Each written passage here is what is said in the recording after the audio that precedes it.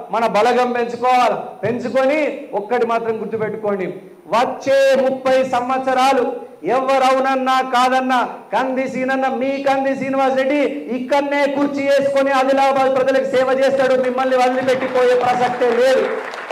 ఎవరెన్ని దెబ్బలు కొట్టినా నేను తట్టుకున్నా. నన్ను ఎంతమంది ఎన్ని రకాలుగా చేసిండు మీకు తెలుసు.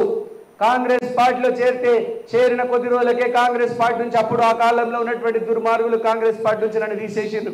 మళ్ళా రేవంత్ రెడ్డి అన్న మళ్ళా ఎంతో నాకు కాంగ్రెస్ పార్టీలో టికెట్ రాదన్నారు, టికెట్ ఇచ్చిండ్రు. కాంగ్రెస్ పార్టీలో ఈయనకు తక్కువ ఓట్లు వస్తాయన్నారు. 50,000 ఓట్లు సాధించినాం.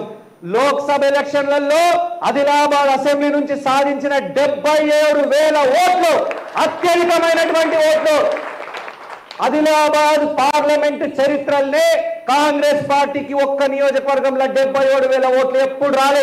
స్వాతంత్రం వచ్చిన నుంచి ఈ 75 ఏళ్ల స్వాతంత్రం